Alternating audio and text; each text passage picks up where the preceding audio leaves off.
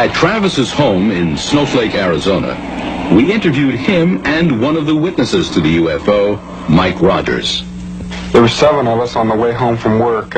We were riding down a dirt road in a pickup, and we saw an object hovering off to the side of the road. It was a glowing disc-shaped object. It was about 90 feet away. It was hovering about, I'd say, 15 to 20 feet off the ground. I got out of the truck and went closer.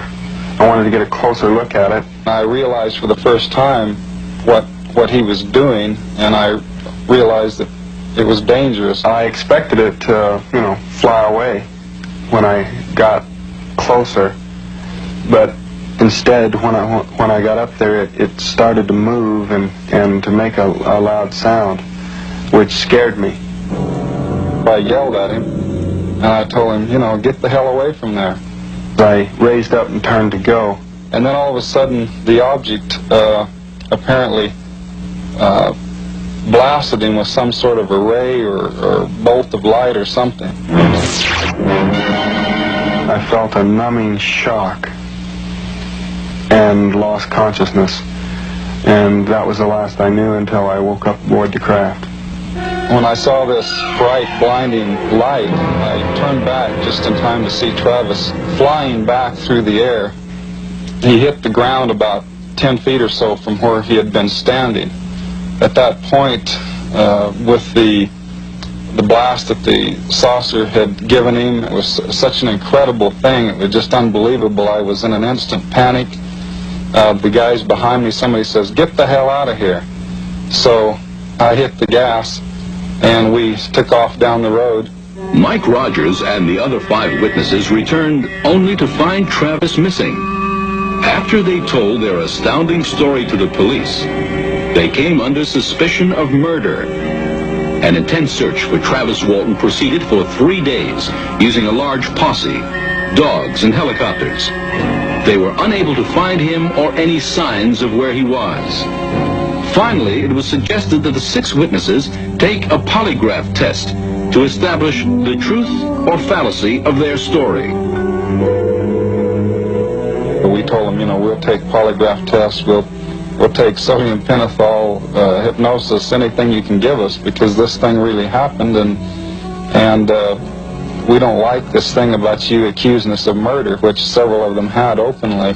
Arrangements were made for Cy Gilson, a highly qualified polygraph examiner who was a member of the Arizona State Polygraph Association, to conduct the polygraphs on the 6 witnesses to Travis Walton's UFO encounter.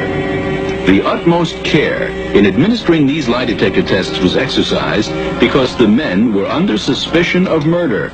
Once the tests got underway, he started changing his mind very quickly. After he had tested about 3 of the 6, he seemed to be acting differently.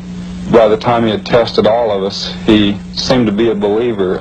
I talked to him after the tests, and he indicated to me that apparently he was wrong. Unofficially, he said that he believed that we had told the truth because 5 of us passed the test. He wrote in his report that we had told the truth, that apparently there had been a UFO.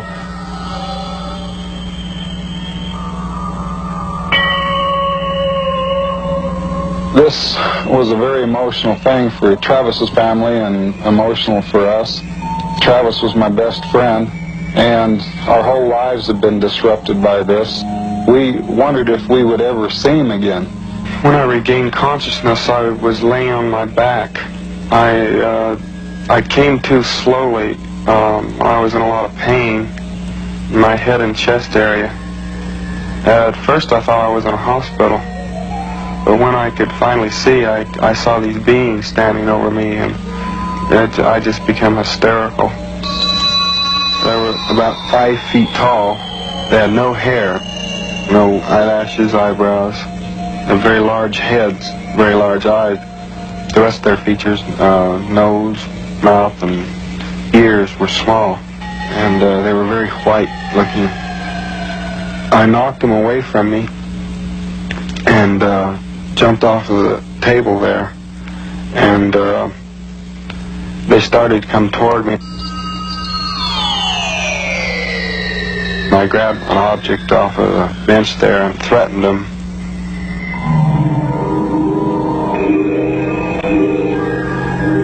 They stopped and turned around and left the room. I was afraid they'd come back, so I left there looking for a way out. I went into another room where there was a chair. There was some kind of a projection or some kind of a viewing thing in this room where you could see a map of stars. A man came in while I was trying to find a way out there, and this was a human-looking person.